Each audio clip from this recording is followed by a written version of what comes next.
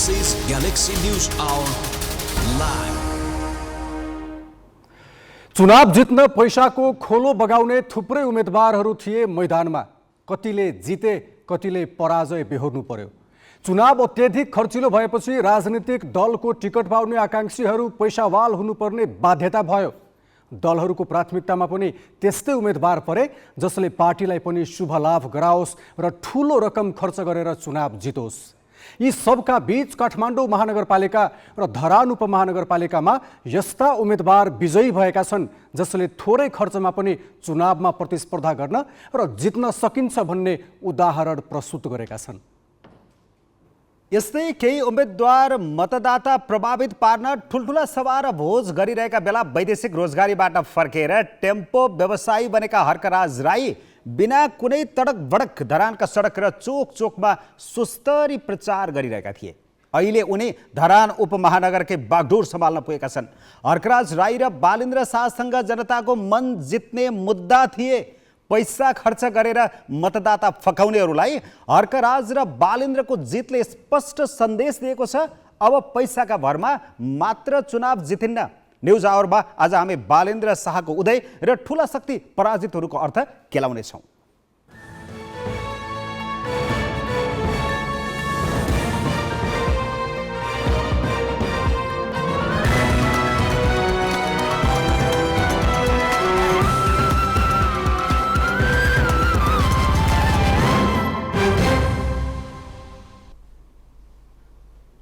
नमस्कार, यो हो ग्यालेक्सी न्यूज आवर। अब हेडलाइन्स।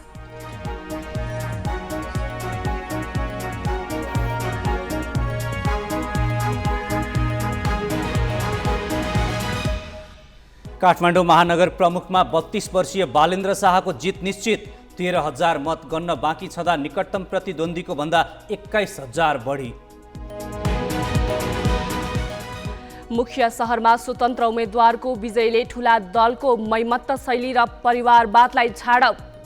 चुनावी अभियानमा नेताहरूले देखाएको दम्भप्रति पनि मतदाता आक्रोशित। निजी कम्पनीलाई पोष्ण बीमा समितिद्वारा संसदले पारित गरेको बजेट नै संशोधन। समितिका पदाधिकारीको नियतमा प्रश्न। 1 महिनाभित्र सबै विद्यालयमा पाठ्यपुस्तक पुर्याउन सरकारलाई शिक्षा समितिको निर्देशन। जनक शिक्षाले नसके निजी छापाखानालाई दिन सुझाव। र अमेरिकामा घर घरै बन्दुक राख्न पाउने व्यवस्थाले बारम्बार गोलीकाण्ड। गएको 1 वर्षमा मात्रै 693 घटना। बाइडेन भन्छन् कानुन फेरौँ।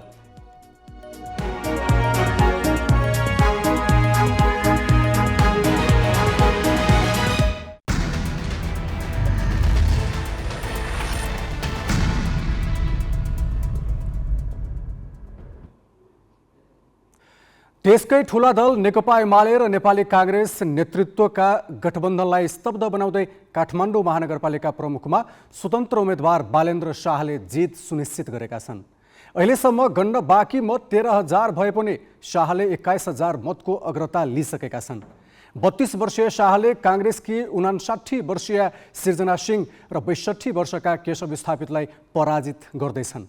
32 वटा वडा रहेको काठमाडौँमा अहिलेसम्म 27 वडाको मत गनिसकिएको छ। बाँकी 5 वडाको पनि अधिकांश मत गणना भइसकेको छ। वैशाख 30 अघिसम्म बालेन्द्र शाहको परिचय स्ट्रक्चरल इन्जिनियरको अलावा र्यापरमा सीमित थियो।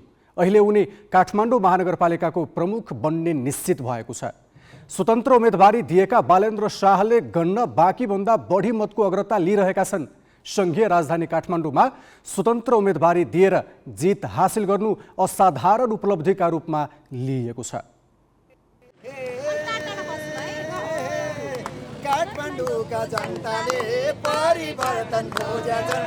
बालेन्द्र शाहको गौरवले भ्रष्टाचारी खोजेछन्। स्थापितको चोरी चोरी अहङ्कारमा गयो है। काठमाडौँका जनताको जित भयो है। काठमाडौँका जनताको जित भयो है। 5 वर्ष अघिसम्म बालेन्द्र शाहको परिचय र्यापरमा सीमित थियो। उनी स्ट्रक्चरल इन्जिनियरिङ पढ्दै थिए। गीत सङ्गीतका माध्यमबाट कथावाचन गर्ने पछिल्लो विधा र्यापमा परिचय बनाउँदै गरेका बालेन्द्र बालेनका नामबाट सहरी युवा बीचमा छाउँदै थिए। तर उनी भित्रभित्रै राजनीतिक व्यथिति र अकर्मण्यतासँग आजित थिए। त्यसैले उनले 5 वर्ष अघिको निर्वाचनमा भोट खसालेनन्। यस कारण कि उनलाई कसैमाथि भरोसा थिएन। उनले त्यति बेलै उद्घोष गरेका थिए, 5 वर्षपछि उम्मेदवारी दिनेछु र आफैलाई भोट गर्नेछु। 5 वर्षपछि यस्तो दिन आयो। स्वतन्त्र उम्मेदवारी दिएका बालेन्द्रले आफूले मात्रै भोट गर्ने अवस्था बनेन। काठमाडौँ महानगरपालिकाका 35% भन्दा बढी मतदाताले उनलाई पत्याए। बालेन्द्र हिँडेको हिपहपको बाटो र्याप संस्कृति मात्रै होइन, अनुप्रास मिलाएर बान्कीपूर्ण लयमा कथा हाल्ने विधा आफैमा विद्रोहको आयाम हो। यही बाटोको माध्यमबाट उनले परम्परागत राजनीतिमा धक्का दिन सफल भएका छन्। सहरी समस्यासँग अन्तर्घुलित भइसकेका बालेन्द्रले 5 वर्ष अघि नै काठमाडौँ महानगर प्रमुखमा उठ्ने निधो गरिसकेका थिए। यो 5 वर्ष अगाडिदेखिको कुरा हो। तपाईँले बालेन शाहजीको यदि उहाँको स्ट्याटस 5 वर्ष अगाडिको जुन भाइरल भइरहेको छ, त्यति बेला नै मत दिने टाइममा, भोटिङको टाइममा चाहिँ उहाँले क्लियरली भनिसक्नु भएको थियो, किनकि मैले डिजर्भिङ कोही पनि देखिनँ, म अब कसैलाई दिँदिनँ, नेक्स्ट टाइम दिन्छु र म आफै उठ्छु भन्ने कुरा अठोटका साथ उहाँले भनिसक्नु भएको थियो नि त। सो त्यसमा हामीले वर्कआउट गरि नै रहेको थियौँ। समकालीन राजनीतिमा अकर्मण्यता, व्यथिति, भ्रष्टाचार, अनियमितता स्थायी सत्ता जस्तै छन्। त्यसमाथि दलहरूले समाजको पिँधसम्मै जरा हालेका छन्। चरम दलीयकरणले विभाजित समाजमा बालेन्द्रलाई आफ्नो उद्देश्य बोकेर काठमाडौँका साँघुरा गल्ली गल्छेडा छिर्नु चान्चुने कुरा थिएन। यो चुनौती चिर्न उनले भर्चुअल सामाजिक सञ्जाललाई उपयोग गरे। प्रत्यक्ष त्यहाँका बालदेखि वृद्धसँग कुरा गर्ने मौका पायौँ हैन, उहाँहरूलाई हाम्रा कुरा राख्ने मौका पायौँ। अनि त्यतिखेर अब 5 जनाबाट हिँड्न सुरु गरेका ती युवाहरूको जमातमा अब दर्जन शतक हुँदाहुँदै सहस्र मानिसहरूको आगमन हुन थालिसकेपछि त अब हामीले अब चाहिँ हाम्रो अब चाहिँ पक्कै पनि यो हाम्रो जुन झिल्को थियो त्यो झिल्कोले एउटा अग्निको रूप लिइसक्यो। अब यो अग्निले सारा व्यथितिलाई डढाएर चाहिँ राम्रो एउटा वृक्षारोपण गर्नेछ भन्ने हाम्रा आस्ते घर दैलोबाटै पलाएको। सरकारले माघ 24 गते स्थानीय चुनावको मिति घोषणा गर्यो, तर उनले पहिला नै काठमाडौँका गल्ली गल्छेडा पसेर काठमाडौँका मतदाताको नाडी छामिसकेका थिए। उनीहरूका आवश्यकता र मनस्थितिसँग परिचय पाइसकेका थिए। त्यसमा राजनीतिक दलका प्रतिबद्धता, व्यवहार कतै पनि मेल खाँदैनथे। चुनावका बेला रेलको सपना बोकेर आउने तर फोहोर पनि उठाउन नसक्ने नेतृत्वबाट मतदाता आजित भएको उनले पाए। उनीहरूको आँखाले विकल्प खोजिरहेको बालेन्द्रलाई राम्रैसँग भान भयो।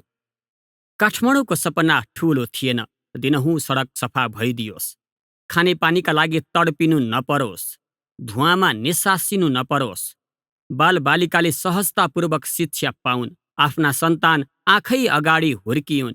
तर कुनै पनि व्यवस्थाले पूरा गर्न नसकेका यिनै सपनालाई प्रतिबद्धतामा समेटेर बालेन्द्रले घर दैलो सुरु गरे। बालेन्द्रलाई थाहा छ सपनाको भारी बोझिलो हुन्छ। अघिल्ला प्रतिनिधिले पनि पहिला ठूलो सपना देखाउने, चुनावपछि आफ्नै प्रतिबद्धताको भेउ नपाउने भएपछि नागरिकका आशा आक्रोशमा बदलिएका छन्। त्यही कारण उनले ठूलो सपना देखाएका छैनन्। उनले जुलुस गरेर मतदातालाई धन्यवाद पनि नदिने भनेका छन्। बरु प्रतिबद्धता पूरा भएका दिन हर्षोल्लास मनाउने दृढता छ। बालेन्द्र सहरी चेतनाका उपज हुन्, सहरी विद्रोहका बिम्ब हुन्। ठूलो संगठन बिना नै ठूलो सपना नदेखाएरै नागरिक कहाँ पुग्न सकिन्छ भन्ने उदाहरण हुन्। सामाजिक सञ्जालको चेतना मतमा रूपान्तरित हुन सक्छ भन्ने दृष्टान्त हुन्। अलि भाषणै मात्रै धेरै भयो, कुरा मात्रै धेरै भए हैन। जनताले रियालिटीमा खोजेको चिज एउटा छ, उहाँहरूको काम गर्ने तौर तरिका, व्यवहार हैन, सबै चिजहरूमा चाहिँ अलिक फरक परेको होला। वास्तवमा आजको जनताले चाहिँ भनौँ न धेरै पीडामा हुनुहुन्छ, कति धेरै समस्याहरू छन्। प्रतिनिधि भनेको त जनताका समस्याहरू, जनताले भोगिरहेका पीडाहरू र व्यवस्थापनका कुराहरू हो नि त हैन। र विगत लामो समयदेखि पटक पटक अवसर पनि दिइरहेको हो नि त हैन। मेरै कुरा गर्नुपर्दा मेरो हजुरबा बुवाको पालोदेखि मेरो जेनेरेसनसम्म आइपुग्दा पनि कति अपेक्षा भयो होला क्या। आज हामीले सोचेको अनुसारको देश नबन्दा, ठाउँ नबन्दाखेरि, हाम्रा रहर चाहनाहरू पुरा नगर्दा कैयौँ युवाहरूले देश छोडिरहनु भएको छ। विदेशमा गएर कति रगत पसिना बगाइरहनु भएको छ। भनेको के हो भने के खोज्छन् जनताले, जनताका काम कसरी गर्नुपर्छ, व्यवस्थापन कसरी गर्नुपर्छ, भिजन कसरी अगाडि लिएर आउनुपर्छ, कस्ता सहर बनाउनुपर्छ, होइन, कृषकका समस्या के छन्, युवाका समस्या के छन्, बाटोघाटो कस्तो बन्नुपर्छ, साँच्चै अबको नेपाल कस्तो बन्नुपर्छ भन्नेतिर कतै पनि प्राथमिकतामा परेन। त्यो आक्रोश पनि होला, त्यो गुनासो पनि होला। घरबेटी बुझाउ अभियान मार्फत जनमनमा पुगेका बालेन्द्र परिवर्तनलाई छिट्टै आत्मसात गर्न नसक्ने तबकालाई धक्का दिएर काठमाडौँको अनुहार उजिल्याउन कसरी पहल कदमी लिन्छन्, उनको वास्तविक परीक्षा अब सुरु भएको छ। क्यामेरामा साधुराम लामिछानेका साथ अक्षर काका, ग्यालेक्सी फोके, काठमाडौँ।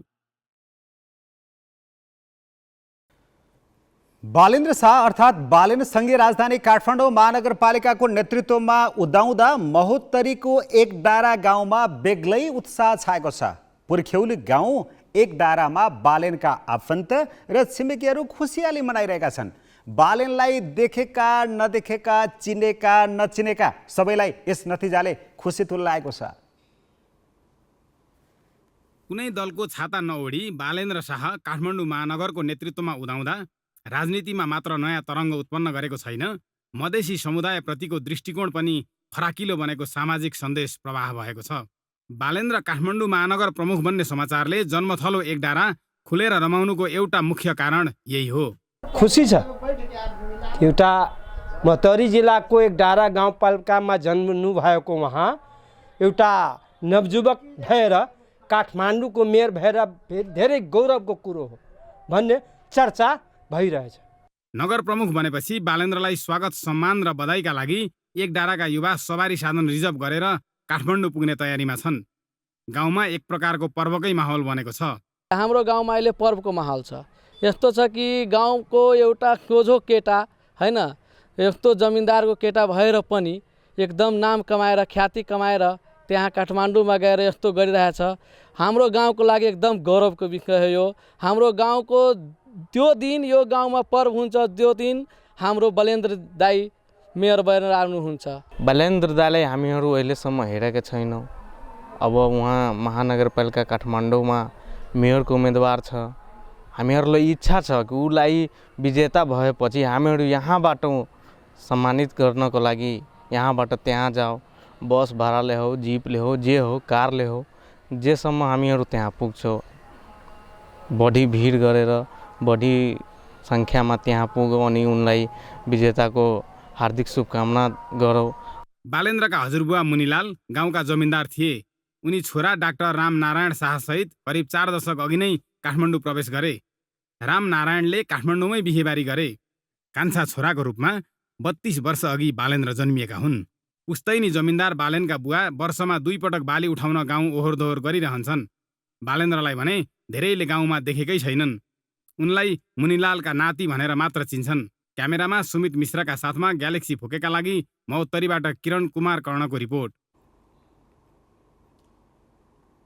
काठमाडौँ महानगरपालिकामा स्वतन्त्र उम्मेदवार बालेन्द्र शाह भारी मतान्तरले विजय उन्मुख हुँदा दोस्रो र तेस्रो स्थानमा रहेका नेपाली काङ्ग्रेस र नेकपा एमालेका उम्मेदवारको लज्जास्पद पराजय हुँदैछ।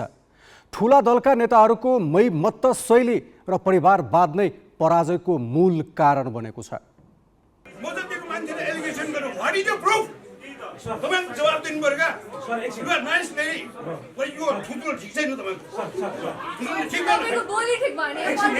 काठमाडौँमा एमालेबाट उम्मेद्वार बनेपछि आयोजित एक कार्यक्रममा मिटुको आरोपबारे स्मरण गराउँदा केशव स्थापित यसरी जङ्गिए।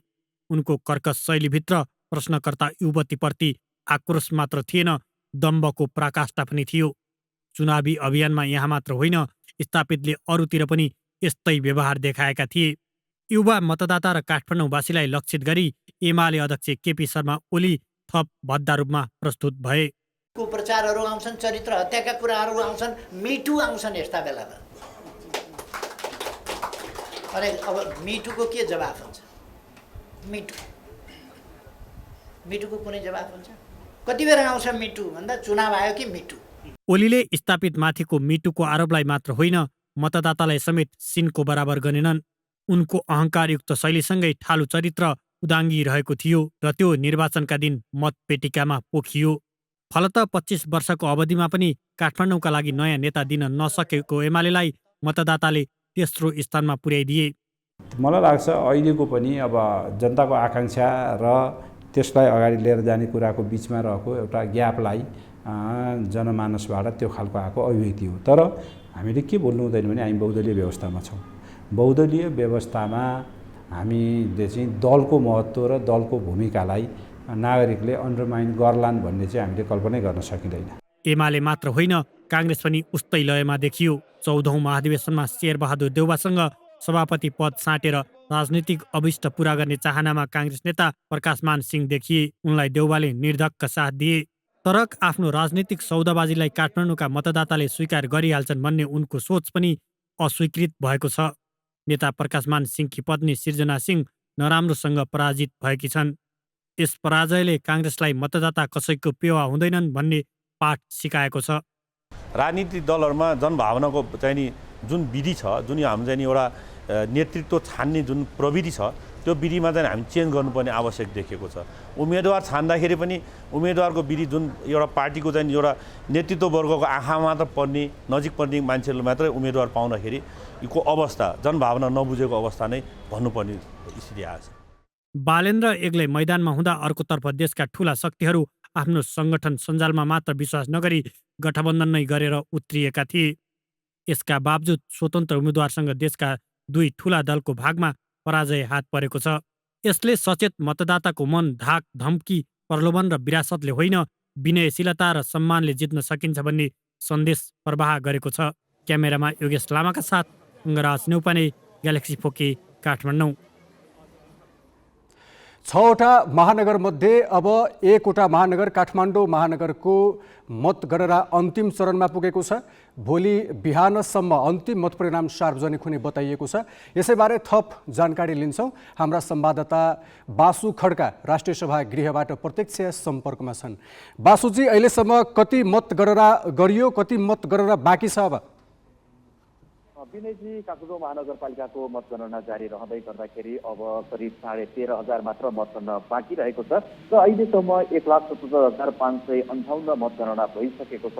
गत वैशाख 30 गते भएको निर्वाचनमा काठमाडौँ महानगरपालिकामा 1,91,135 भोट खसेको थियो र अहिलेसम्म 1,77,558 मतगणना भइसकेको छ र यति मतगणना सकिँदै गर्दाखेरि लौरो चुनाव चिन्ह लिएर उठेका स्वतन्त्र उम्मेद्वार बालेन्द्र शाह 57,336 मत सहित अग्रस्थानमा रहेका छन् भने उनलाई गठबन्धनको तर्फबाट उम्मेद्वार बनेकी सृजना सिंहले पक्राइरहेकी छन्। उनले 36,265 मत प्राप्त गर्दै गर्दाखेरि नेकपा एमालेका उम्मेद्वार केशव स्थापितले 35,727 मत प्राप्त गरेका छन्। यसै गरी उपप्रमुखतर्फ पनि नेकपा एमालेका उम्मेद्वार सुनिता डङ्गोल 63,761 मत ल्याएर अग्रस्थानमा रहँदै गर्दाखेरि उनलाई गठबन्धनका तर्फबाट उम्मेद्वार बनेका नेकपा एकीकृत समाजवादीका रामेश्वर श्रेष्ठले 21,514 मत ल्याएर पछ्याएका छन्। यो त भयो पछिल्लो मतगणनाको अपडेट। अहिले काठमाडौँ महानगरपालिकाको वडा नम्बर 13, 14, 15, 16 र 17 गरी 5वटा वडाको गणना जारी रहेको छ। बाँकी वडाको मतगणना सार्वजनिक भइसकेको छ। यसरी हेर्दाखेरि काठमाडौँ महानगरपालिकाको अहिलेसम्म गणना सकिएका वडामा 32वटा वडा रहेको काठमाडौँ महानगरपालिकामा 16वटामा नेपाली कङ्ग्रेसका उम्मेद्वार र 11वटामा चाहिँ नेकपा एमालेका उम्मेद्वारले वडा अध्यक्षको जिम्मेवारी सम्हाल्न सफल भएका छन् र अब 5वटा वडाको पनि भोलि दिउँसोसम्ममा मतगणना सकिने र त्यही सक्ने गरी चाहिँ काम गरिरहेका छौँ भनेर चाहिँ निर्वाचन अधिकृतको कार्यालयले जानकारी गराएको छ र यसलाई पर्सेन्टमा भन्ने हो भने पनि अब 13,567 मत अर्थात् अब काठमाडौँ महानगरपालिकाको 7% मत चाहिँ गणना गर्न बाँकी छ। विनयजी, अब बालेन्द्र शाहका समर्थकहरू अन्य दिन राष्ट्रिय सभा गृह बाहिर देखिन्थे, अहिले त्यहाँको माहौल कस्तो छ? बाहिर उनका समर्थकहरू छन् कि छैनन्? विनयजी, अब काठमाडौँ महानगरपालिकाको मतगणना भइरहेको स्थल सभागृह बाहिरपट्टि धेरै भिडभाड नगर्नलाई प्रहरीले त्यही किसिमले तयारी गरिरहेको छ र अलि साइडमा अलि उतापट्टि प्रदर्शनी मार्गको उता रत्नराज्य क्याम्पस भएको ठाउँतिर चाहिँ त्यता जम्मा हुन दिएको थियो र अघि दिउँसो केही बालेन्द्र शाहका केही समर्थकहरू त्यहाँ जम्मा भएका थिए भने अहिले साँझ परेपछि उनीहरू पनि त्यहाँबाट हटिसकेका छन्। भित्र मतगणना स्थलमा उम्मेद्वारका प्रतिनिधिहरू रहँदै गर्दाखेरि बाहिरपट्टिको माहौल अर्थात् बाहिर सडकमा भने अहिले सुनसान छ। समर्थकहरू उपस्थित नभएको अथवा दिउँसो भएको समर्थकहरू फिर्ता भइसकेको अवस्था छ। विनयजी, धन्यवाद बासुजी। उनी थिए हाम्रा संवाददाता बासु खड्का काठमाडौँ महानगरपालिकाको मत परिणामबारे जानकारी दिँदै। ठुला दल र तिनका नेतामा म नै राज्य हुँ भन्ने सोचको विकास हुँदा मतदातामा पर्याप्त वितृष्णाले घर गरिसकेको छ। अहिले मुख्य सहरमा त्यो अभिव्यक्त भएको छ। एक हिसाबले भन्दा परम्परागत दलहरू विरुद्ध यो शान्त विद्रोह पनि हो। यही सोच र कार्यशैली कायम रहे यो लहर अर्को चुनावसम्म गाउँ गाउँसम्म नपुग्ला भन्न सकिन्न। नेकपा एमालेका अध्यक्ष केपी शर्मा ओलीले अमेरिकी उपविदेश मन्त्रीले नेपालमा रहेका तिब्बती शरणार्थीलाई भेटेर उक्साउने काम गरेको आरोप लगाएका छन्। आज बसेको एमाले संसदीय दलको बैठकमा अध्यक्ष ओलीले अमेरिकी उपविदेश मन्त्री उजरा जियाले नेपाल भ्रमणका क्रममा तिब्बती शरणार्थीलाई भेटेर उक्साउने काम गरेको आरोप लगाएका हुन्। उनले उपविदेश मन्त्रीको भ्रमणका क्रममा नेपालको परराष्ट्र नीतिका स्थापित मूल्यहरूलाई खण्डित गर्ने व्यवहार भएको समेत बताए। बैठकलाई सम्बोधन गर्दै अध्यक्ष ओलीले स्थानीय तह निर्वाचनको परिणाम सन्तोषजनक नभएको बताए। उनले एमालेलाई ठूलो घेराबन्दीमा पारिएको र प्रतिकूलताका बीचमा निर्वाचनमा सहभागी हुनु परेको समेत बताएको प्रमुख सचेतक विशाल भट्टराईले जानकारी दिए। प्रमुख सचेतक भट्टराईका अनुसार ओलीले सरकारले प्रस्तुत गरेको नीति तथा कार्यक्रमले मुलुकको वास्तविकतालाई सम्बोधन गर्न नसक्ने टिप्पणी गरेका थिए। संसदीय समितिले विद्यालय तहको पाठ्यपुस्तकको बाँकी छपाई 1 महिनाभित्र सम्पन्न गरी विद्यार्थीहरूको हात हातमा पुर्याउन सरकारलाई निर्देशन दिएको छ। आज बसेको प्रतिनिधि सभा अन्तर्गतको शिक्षा तथा स्वास्थ्य समितिको बैठकले विद्यालय तहको पाठ्यपुस्तकको बाँकी छपाई 1 महिनाभित्र सम्पन्न गरी विद्यार्थीहरूको हात हातमा पुर्याउने व्यवस्था गर्न शिक्षा विज्ञान तथा प्रविधि मन्त्रालय र जनक शिक्षा सामग्री केन्द्र लिमिटेडलाई निर्देशन दिएको हो। अझै 35 लाख पुस्तक छाप्न बाँकी छ। समितिले पाठ्यपुस्तक समयमै विद्यार्थीहरूको हातमा पुग्न नसक्ने समस्याको दीर्घकालीन समाधानका लागि छपाईको काम प्रदेश सरकार र वितरणको काम स्थानीय तहलाई जिम्मा दिने व्यवस्था मिलाउन सरकारलाई निर्देशन दिएको छ। सरकारले अत्यावश्यक सेवासँग सम्बन्धित 25 वटा सेवामा हडताल गर्न निषेध गरेको छ। मंगलबारको मन्त्री परिषद बैठकले 25 वटा क्षेत्रमा हडताल निषेध गर्ने र सोसँग सम्बन्धित सूचना राजपत्रमा प्रकाशन गर्ने निर्णय गरेको सरकारका प्रवक्ता ज्ञानेन्द्र बहादुर कार्कीले जानकारी दिए। बैठकले 2 मन्त्री तथा केही उच्च पदस्थ कर्मचारीको प्रतिनिधि मण्डलको विदेश भ्रमण पनि स्वीकृत गरेको छ। सरकारले 5 सचिवको सरुवा पनि गरेको छ। रविन्द्रनाथ श्रेष्ठलाई भौतिक पूर्वाधारबाट राष्ट्रिय सतर्कता केन्द्रमा र सुरेश आचार्यलाई खानेपानी मन्त्रालयबाट प्रधानमन्त्री कार्यालयमा पठाइएको छ। यस्तै मणिराम गेलाल प्रधानमन्त्री कार्यालयबाट खानेपानी मन्त्रालयमा, सुशील चन्द्र तिवारी सतर्कता केन्द्रबाट ऊर्जा मन्त्रालयमा र गोपाल प्रसाद सिग्देल नेपाल ट्रस्टबाट भौतिक पूर्वाधार मन्त्रालयमा सरुवा भएका छन्। दाङको तुलसीपुर उपमहानगरपालिका प्रमुखमा सत्ता गठबन्धनलाई हराउँदै एमालेका टीकाराम खड्का विजयी भएका छन्। खड्काले निकटतम प्रतिस्पर्धी नेपाली कङ्ग्रेसका गेहेन्द्र गिरीलाई 3691 मतान्तरले पछि पार्दै विजयी भएका हुन्। खड्काले 31,408 मत प्राप्त गर्दा गिरीले भने 27,717 मत प्राप्त गरेका हुन्। उपप्रमुखमा पनि एमालेकी स्यानी चौधरी विजयी भइन्। उनी निकटतम प्रतिस्पर्धी एकीकृत समाजवादीका जोगबहादुर राणालाई 9,532 मतले पछि पार्दै विजयी भएकी हुन्। चौधरीले 30,597 मत ल्याएकी थिइन्। राणाले 21,065 मत ल्याएका थिए। नवनिर्वाचित खड्काले सुकुम्बासीका सबै समस्या समाधान गर्ने बताए। स्थानीय तह निर्वाचनमा पार्टीले हार बेहोरेपछि विवेकशील साझा पार्टीका अध्यक्ष रविन्द्र मिश्रले पदबाट राजीनामा दिएका छन्। आज एक विज्ञप्ति जारी गरी मिश्रले पार्टीको हारको सम्पूर्ण जिम्मेवारी लिँदै पदबाट राजीनामा दिएको उल्लेख गरेका छन्। इमान्दार र सक्षम उम्मेदवार हुँदाहुँदै राम्रो नतिजा हासिल गर्न नसक्नुको जिम्मेवारी पार्टी नेतृत्वको रूपमा आफूले लिने उनले भनेका छन्। विवेकशीलले बाराको फेटा गाउँपालिका प्रमुख सहित त्यहीँका 2 वडामा मात्रै जित हासिल गरेको छ। सबैलाई थाहा भएकै कुरा हो कि एम्बुलेन्स घाइते वा बिरामीलाई अस्पतालसम्म पुर्याउने साधन मात्र हुन्। तर हामी कहाँ एम्बुलेन्स त किनिन्छ, तर तिनले बिरामीलाई कहाँ पुर्याउने भन्ने ठेगान नै हुँदैन। यो कुनै गाउँघरको कुरा होइन। हालै सञ्चालनमा आएको राष्ट्रिय गौरवको पूर्वाधार गौतम बुद्ध अन्तर्राष्ट्रिय विमानस्थलको हो। बाँकी निमेष बन्जाडेबाट। अन्तर्राष्ट्रिय विमानस्थल सञ्चालन व्यवस्थापन निर्देशिकामा विमानस्थलभित्र हुने कुनै आकस्मिक घटना नियन्त्रण गर्न दमकल र एम्बुलेन्स सेवा उपलब्ध हुनुपर्ने उल्लेख छ। यही निर्देशिका अनुसार गत जेठ 2 गतेबाट सञ्चालनमा आएको भैरहवा गौतम बुद्ध अन्तर्राष्ट्रिय विमानस्थलले 5 एम्बुलेन्स किनेको छ भने सञ्चालनको तयारी गरेको पोखरा क्षेत्रीय अन्तर्राष्ट्रिय विमानस्थल किन्ने तयारीमा छ। तर ठुलो रकम खर्चेर एम्बुलेन्स खरिद गरे पनि उपचार गराउने अस्पताल भने ती दुवै प्रदेशमा छैन। एम्बुलेन्स खरिदमा लगानी गर्न सक्ने सरकारले सो अनुसारको उपचार गराउने अस्पताल निर्माणमा किन चासो देखाएन त? विमानस्थलभित्र हुने आकस्मिक दुर्घटनालाई लक्षित गरी दमकल र एम्बुलेन्स तयारी अवस्थामा राख्नुपर्छ। त्यसैले नागरिक उड्डयन प्राधिकरणले गत जेठ 2 गतेदेखि सञ्चालनमा ल्याएको भैरहवा स्थित गौतम बुद्ध अन्तर्राष्ट्रिय विमानस्थलका लागि 5 वटा एम्बुलेन्स खरिद गरेको छ। विमानस्थलभित्र कुनै घटना भए घाइते एवं बिरामीलाई तुरुन्तै अस्पताल पुर्याउन ती एम्बुलेन्स प्रयोग गर्नुपर्छ। एम्बुलेन्स र जनशक्ति तयारी अवस्थामा राखेको विमानस्थल व्यवस्थापनले जनाएको छ। यहाँको तपाईको फायर भेहिकल लगायतका जीवनदार सेवा सुविधाहरू पनि व्यवस्थित छन्। यहाँ तपाईको फायर भेहिकल तपाईको 5 वटा र एम्बुलेन्सहरू पनि 5 वटा हामीसँग छ र त्यो सञ्चालन गर्ने जनशक्ति पनि हामीसँग पर्याप्त मात्रामा छ। यति हुँदाहुँदै पनि अब हामीले के गरेका छौँ भन्दाखेरि यहाँ नजिकका अस्पतालहरूसँग पनि हाम्रो कोअर्डिनेसन एमओयू भइसकेको छ। सिटी हस्पिटल र तपाईको युसिएमएस हस्पिटलसँग पनि हाम्रो सम्झौता भइसकेको छ। त्यस्तै इमर्जेन्सी पर्दाखेरि उहाँहरूका एम्बुलेन्सहरू पनि आएर हाम्रो यो अन्तर्राष्ट्रिय विमानस्थलमा सेवा सुविधा दिन सक्षम हुनुहुन्छ। सामान्यतः विमानस्थलमा हुने घटना गम्भीर चोटपटक र जलन सम्बन्धी हुन्छन्। एकैपटक ठूलो संख्याका घाइते र बिरामीको उपचार गर्नुपर्ने हुन्छ।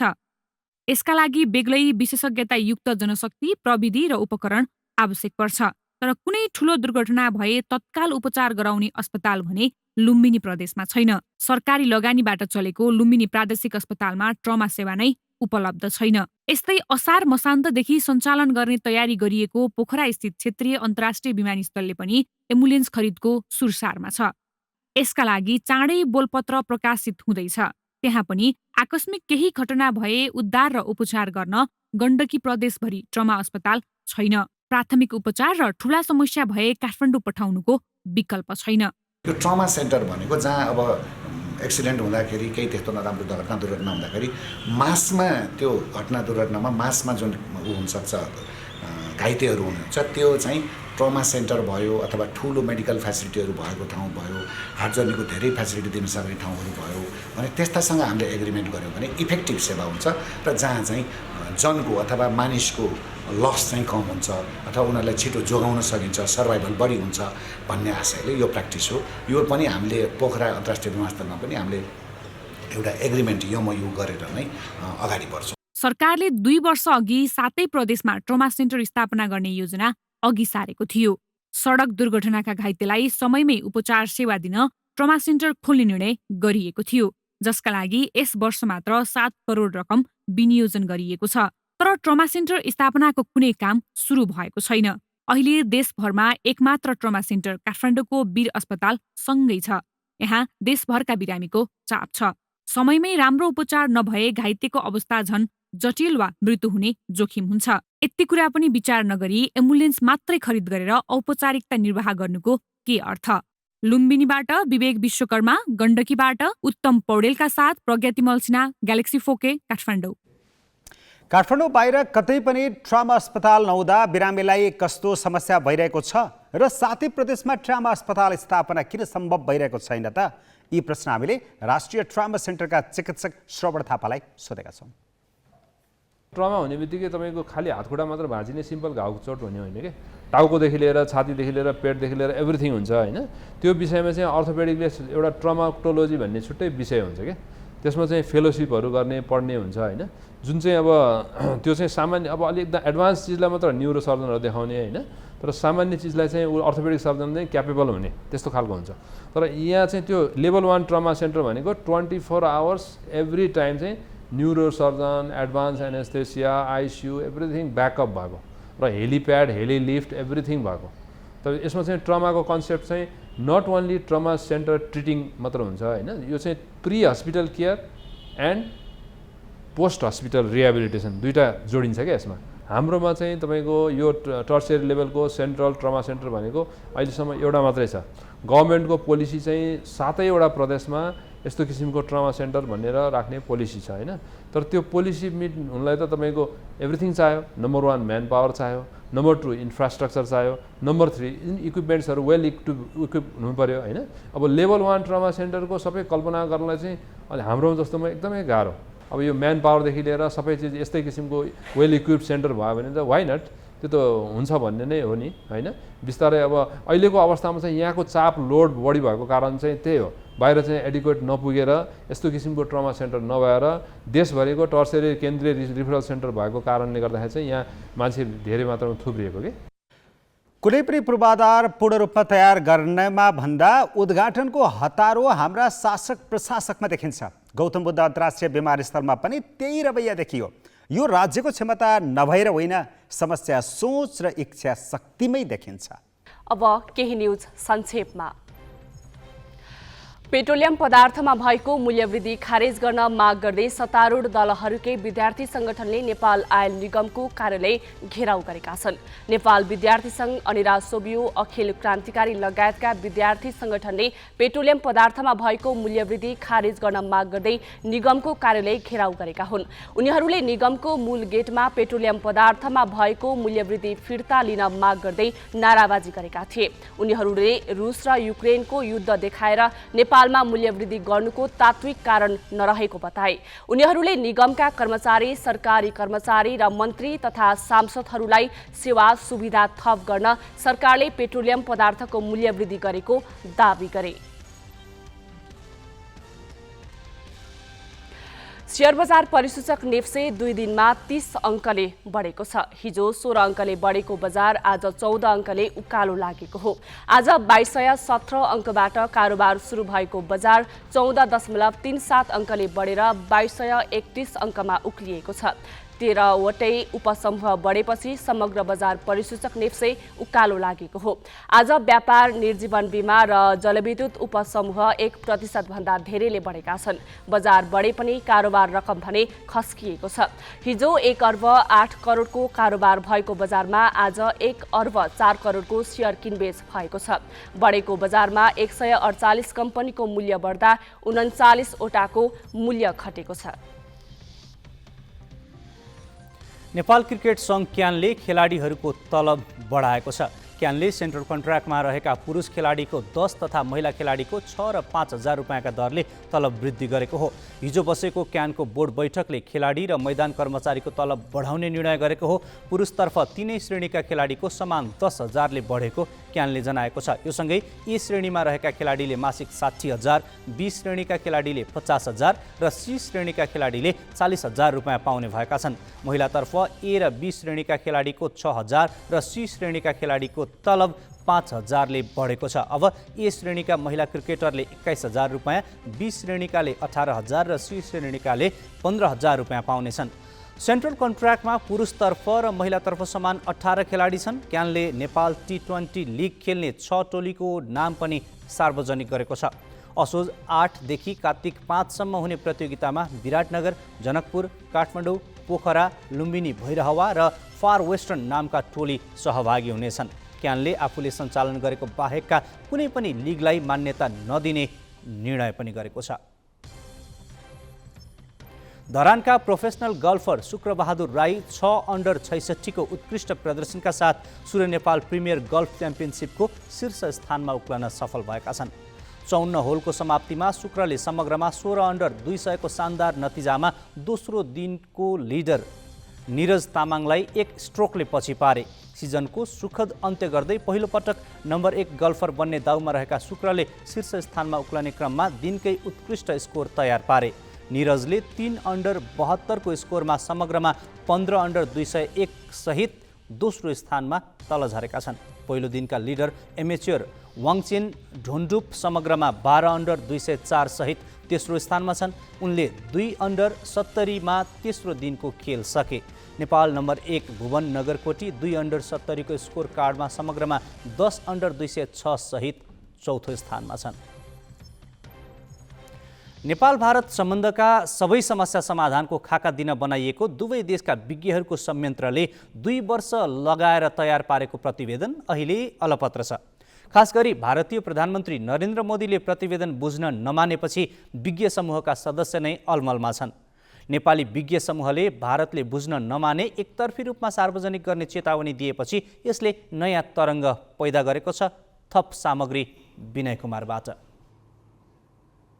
नेपाल र भारत सीमा समस्यादेखि असमान सन्धि सम्झौताका कारण निम्तिएको असन्तुष्टि लगायतका विवाद समाधानका लागि दुई देशबीच प्रबुद्ध व्यक्तिहरूको समूह अर्थात् इपिजी गठन गरियो। तत्कालीन प्रधानमन्त्री बाबुराम भट्टराईका पालामा समझदारी भई केपी शर्मा ओलीका पालामा 2072मा गठन भएको यस संरचनाले प्रतिवेदन पनि तयार गर्यो। तर भारतको अनिच्छाका कारण प्रतिवेदन बुझाउने प्रयास सफल हुन सकेन। त्यसपछि नेपालतर्फका विज्ञले प्रतिवेदन सार्वजनिक गरिदिने चेतावनी नै दिए। कतिपयले यस कदमले दुई देशका सम्बन्धमा झन चिसोपना आउन सक्ने चिन्ता व्यक्त गरेका छन्। तत्कालीन प्रधानमन्त्री बाबुराम भट्टराई र भारतीय प्रधानमन्त्री नरेन्द्र मोदीको भेटका क्रममा 2068 सालमा प्रबुद्ध व्यक्ति समूह अर्थात् इपिजी गठनको समझदारी भयो। 2072 सालमा केपी शर्मा ओली प्रधानमन्त्री छँदा यो समूह अस्तित्वमा आयो। दुवै देशका विज्ञको समूहले विभिन्न चरणका बैठकबाट सम्बन्ध सुधारको सूत्र पनि तयार पार्यो। तर प्रतिवेदन बुझ्न भारत तयार भएन। विभिन्न चरणमा द्विदेशीय भ्रमण भए पनि प्रतिवेदनबारे कसैले चासो देखाएनन्। गत महिना भारत भ्रमणमा गएका प्रधानमन्त्री शेरबहादुर देउवा हुन् वा हालै नेपाल आएका मोदी, प्रतिवेदन कसैको प्राथमिकतामा पनि परेन। अरू भारतीय विदेश मन्त्रालयका अधिकारीले नै यसको हैसियतमाथि प्रश्न उठाएपछि नेपाली विज्ञको समूहले प्रतिवेदन बुझ्न आग्रह गर्दै नबुझे सार्वजनिक गरिदिने चेतावनी दिएको छ। अहिलेसम्म पनि 4 वर्ष भयो। यो बिचमा हामीले अब लामो समय भइसकेको अवस्था थियो। त्यसो भएको हुनाले अब हामी त त्यसैमा बसिरहने स्थिति थिएन। इपिजीको समय सकिएको थियो, औपचारिक रूपमा त्यो एक किसिमले विघटन भइसकेको थियो। तर प्रतिवेदन नबुझुन्जेल त अब जिम्मेवारी कसैले कसैले लिनु पर्यो। त नयाँ नियुक्ति हुनुभएको परराष्ट्र सचिवको जुन खालको अभिव्यक्तिहरू आइसकेपछि अनि मिल्छ दुईटै प्रधानमन्त्रीलाई बुझाउनका लागि हामी समय मागौँ। यदि समय दिनु भएन भने हामी सार्वजनिक चाहिँ गर्दैनौँ। नेपाल र भारतको सन् 1950 को शान्ति तथा मैत्री सन्धिले दुई देशको समान हैसियत स्वीकार नगरेको नेपाली पक्षको बुझाइ छ। त्यस्तै लिपुलेक, लिम्पियाधुरा लगायतका विभिन्न क्षेत्रमा भारतसँग सीमा विवाद छ। तर दुवै देशका प्रबुद्धको सहमतिमा तयार पारिएको प्रतिवेदन कार्यान्वयनपछि विवादहरू समाधान हुने तथा नेपाल भारत सम्बन्ध झनै गाढा बन्ने उद्देश्य राखिए पनि प्रतिवेदन ग्रहण गर्ने समयमा देखिएको विवादले दुई देशको सम्बन्धमा झनै समस्या आउन सक्ने विज्ञहरूको आशंका छ। प्रतिवेदनको कार्यान्वयनमा दुवै सरकार नलागी नागरिक स्तरमा सार्वजनिक गर्ने हो भने उल्टो दुई देशबीचको सम्बन्धमा दरार उत्पन्न गराउन सक्ने कतिपय विज्ञको चिन्ता छ। जुन त्यो रिपोर्ट नै नलिएको हुनाले त्यसले पनि एक किसिमको शङ्का चाहिँ उब्जाएको छ र दुईटा देशको बिचमा झन् अविश्वासको खाडल बढेको छ। त्यो बिचमा नलिनुको पछाडि केही प्राविधिक कारणहरू पनि होला। जसरी त्यो रिपोर्ट 2-3 वर्ष अगाडि तयार भएको, के अरे 3-4 वर्ष अगाडि होइन। अनि रिपोर्ट तयार भइसकेपछि पनि एक किसिमको जुन कोभिड-19 को क्राइसिसदेखि अरू नेपालमै पनि जुन राजनीतिक अस्थिरता आयो त्यसले पनि केही त्यसमा ठुलो भूमिका खेल्यो होला। अर्कोतिर उतातिर पनि 2019मा भारतमा पनि पोलिटिकल ट्रान्जिसन जस्तो चुनाव पनि थियो होइन, त्यसले पनि केही रोल प्ले गरे होला। लार्जेस्ट पार्टी आउटसाइड छ, सरकारभन्दा बाहिर छ होइन, सानो सानो पार्टीहरूले बनाएको सरकार हो। भोलि केही त्यसमाथि यो सरकारले गरेको काममा दुईटा देशको बिचको सम्बन्धको बिचमा लिएर लेजिटिमेसीमाथि प्रश्न उठ्यो भने त्यहाँ पनि समस्या हुनसक्छ। त्यही भएर यो सबै कुराहरू विचार गर्नुपर्ने जरुरी हुन्छ। अर्को कुरा इपिजीको गठन नै दुईटा देशको बिचमा सम्बन्धलाई चाहिँ सुधार्नको लागि भएको हो। तर यो पछिल्लो परिस्थितिले के देखिरहेछ भने यसले सम्बन्ध सुधार्न भन्दा पनि झन् ट्रस्ट डेफिसिट ल्याउँछ कि भन्ने परिस्थितिको निर्माण भइरहेछ।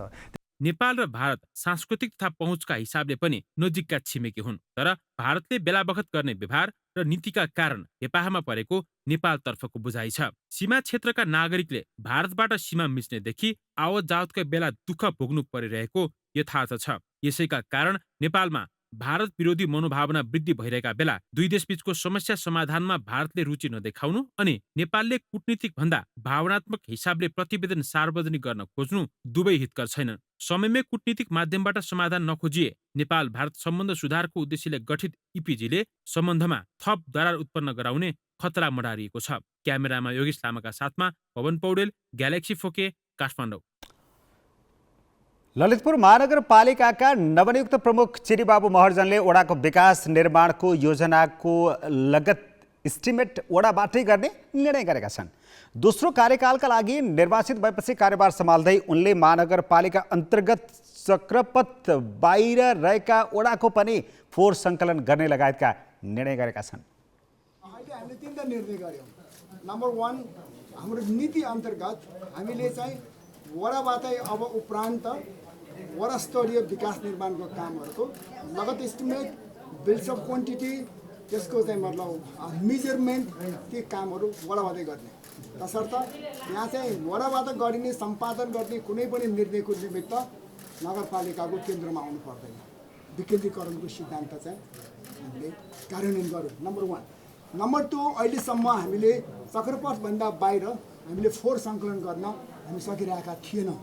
त्यो नसक्नुको कारण हामीसँग पूर्वाधारको कमी थियो।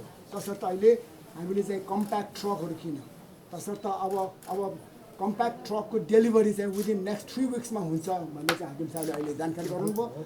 तसर्थ 3 विक्स पछि हामी चाहिँ 29 वडामा, त्यसमाथि पनि पर्टिकुलरली चक्रपथभन्दा बाहिरको वडाहरूमा चाहिँ हामी फोहोर कलेक्सन एउटा सेड्युल बनाएर, एउटा रुटिन बनाएर नियमित तवरले हामी गर्छौँ। तेस्रोमा चाहिँ हामीले रेभेन्यू कलेक्सन चाहिँ हामी अब अनलाइनबाट गर्नको निमित्त हामी अगाडि बढ्छौँ र यसलाई चाहिँ निकट भविष्यमा हामी कार्यान्वयन गर्छौँ। यो तीनटा कुरा चाहिँ अहिले हामीले हिजोको कार्यविनायक र हिजोको गाउँपालिकाहरूको विकासको स्तर चाहिँ धेरै फरक छ। तसर्थ यसलाई चाहिँ सामञ्जस्यता ल्याउनको निमित्त हिजोको गाउँपालिका र कार्यविनायक नगरपालिकाका वडाहरूलाई चाहिँ हामीले छिटोभन्दा छिटो यो दाँजोमा ल्याउनको निमित्त हामीले चाहिँ हाम्रो नीति परिवर्तन गरेका छौँ। यो भन्दै गर्दा हामीले चाहिँ बजेटको विनियोजन गर्दा हिजोको यी कार्यविनायक र हिजोको गाउँपालिकालाई चाहिँ हामी बढी बजेट विनियोजन गर्छौँ। उदाहरणको निमित्त आर्थिक वर्ष 2079-80 को बजेट विनियोजनमा यी गाउँपालिकालाई चाहिँ हामीले वडा स्तरको विकास बजेट भनेर हामीले 3 करोड 25 लाख रुपियाँ दियौँ भने यताको हिजोको उपमहानगरपालिकाका वडाहरूले चाहिँ लगभग 1 करोड 90 लाख रुपियाँ मात्रै दियो। यहाँको र हिजोको यो उपमहानगरपालिकाको जुन वडाहरू छ ती दुईटाको बिचमा चाहिँ विकासमा चाहिँ सामञ्जस्यता धेरैभन्दा धेरै, एकैचोटि त फर्को मान्न त गाह्रो पर्छ होइन, तर धेरै उकासिन्छ भन्ने चाहिँ हाम्रो धारणा छ। त्यही बमोजिम हामी चाहिँ नीति परिवर्तन गरेर हामी अगाडि बढिसक्यौँ। बिजनेस न्यूज का साथ में नेपाटॉप सब ठीक ठाक। नेपाटॉप सब ठीक ठाक।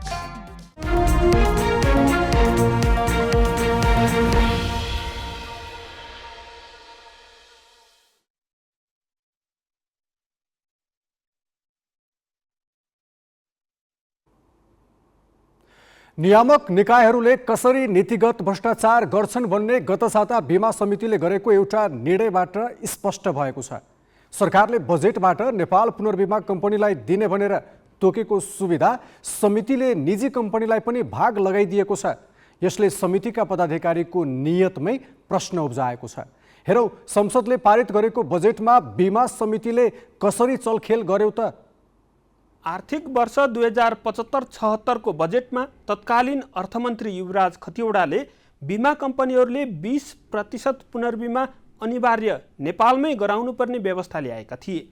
बजेटको बुँदा नम्बर 203 मा भनिएको थियो, नेपालमा सञ्चालित जीवन तथा निर्जीवन बीमा कम्पनीहरूले बीमा लेखाङ्कको कम्तीमा 20% अनिवार्य रूपमा नेपाल पुनर्बीमा कम्पनीमा पुनर्बीमा गर्नुपर्ने।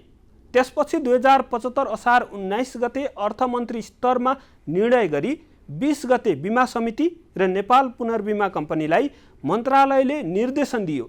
बजेटको व्यवस्था कार्यान्वयनका लागि भएको उक्त निर्देशनमा लेखिएको छ, नेपालमा भएका वा हुने सबै जीवन तथा निर्जीवन बीमा कम्पनीहरूले बीमा लेखमा उल्लिखित बीमाङ्कको न्यूनतम 20% प्रत्यक्ष हिस्सा नेपाल पुनर्बीमा कम्पनीमा पुनर्बीमा गराउने व्यवस्था अनिवार्य रूपमा लागू गराई सोको चौमासिक विवरण मन्त्रालयमा उपलब्ध गराउनु। त्यस लगत्तै बीमा समितिले सबै बीमा कम्पनीलाई परिपत्र गरी मन्त्रालयको निर्णय कार्यान्वयन गर्न निर्देशन दियो। त्यसबेला बीमा कम्पनीले प्रत्यक्ष हिस्सा दिँदा आफूहरूलाई नोक्सानी हुने भनेर विरोध पनि गरेका थिए, तर नियामक निकायको दबावमा कार्यान्वयन गर्नै पर्ने भयो। यसबाट नेपाल पुनर्बिमा कम्पनीलाई वार्षिक 7 अर्बको बिजनेस पनि प्राप्त भयो। तत्कालीन अवस्थामा सरकारकै पहलमा जन्माइएको नेपालको एकमात्र पुनर्बिमा कम्पनीको स्थायित्वका लागि एक हदसम्म यस सुविधालाई कसैले अन्यथा भनेनन् पनि। यहाँसम्म त ठिकै छ, तर गत वर्ष पुनर्बिमामा पनि प्रतिस्पर्धा चाहिन्छ भनेर जस्केलाबाट अर्को पुनर्बिमा कम्पनी सञ्चालनका लागि केही पहुँचवाला व्यापारीलाई इजाजत दिइयो। इजाजत मात्रै दिएन, त्यही कम्पनीलाई पोस्ने गरी सरकारी कम्पनीलाई प्राप्त नीतिगत सुविधाको आधा हिस्सा अहिले खोस्ने काम गरियो। संसदले पारित गरेको बजेटको व्यवस्था समेत संशोधन गरियो। यसमा अर्थ मन्त्रालयदेखि बिमा समिति नै दाहिना भएको देखिन्छ, किनभने बिमा कम्पनीहरूले सरकारी पहलमा स्थापित नेपाल पुनर्बिमा कम्पनीलाई बुझाइरहेको 20% प्रत्यक्ष हिस्साबाट आधा भाग खोसेर हिमालयन रिइन्स्योरेन्सलाई दिइएको छ। त्यो पनि संसदबाट पारित भएको व्यवस्था र त्यही व्यवस्था कार्यान्वयनका लागि मन्त्री स्तरमा भएको निर्णय रातारात समितिबाट उल्टाएर बजेटमै नेपाल पुनर्बिमा कम्पनीलाई दिने भनेर तोकेको सुविधा अर्को निजी क्षेत्रको कम्पनीलाई दिने निर्णय आफैमा शङ्कास्पद छ। अझ प्रतिस्पर्धा आवश्यक छ भनेर इजाजत दिइएको कम्पनीलाई किन नीतिगत सहुलियत भन्ने अर्को प्रश्न छ। हामी ग्यालेक्सी न्युज आवरको अन्त्यमा छौँ। जाँदा जाँदै हेडलाइन्स।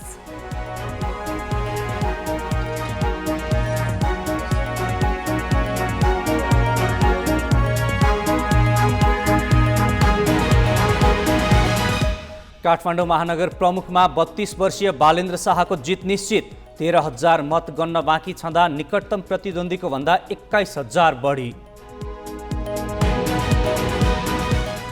मुख्य सहरमा स्वतन्त्र उम्मेद्वारको विजयले ठूला दलको मैमत्त शैली र परिवारवादलाई झापड। चुनावी अभियानमा नेताहरूले देखाएको दम्भप्रति पनि मतदाता आक्रोशित। निजी कम्पनीलाई पोस्न बिमा समितिद्वारा संसदले पारित गरेको बजेट नै संशोधन। समितिका पदाधिकारीको नियतमा प्रश्न। 1 महिनाभित्र सबै विद्यालयमा पाठ्यपुस्तक पुर्याउन सरकारलाई शिक्षा समितिको निर्देशन। जनक शिक्षाले नसके निजी छापाखानालाई दिन सुझाव। र अमेरिकामा घर घरै बन्दुक राख्न पाउने व्यवस्थाले बारम्बार गोलीकाण्ड। गएको 1 वर्षमा मात्रै 693 घटना। बाइडेन भन्छन् कानुन फेरौँ।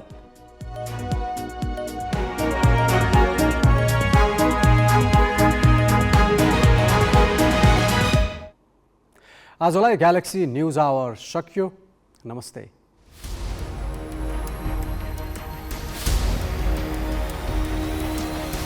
This is Galaxy News Hour Live.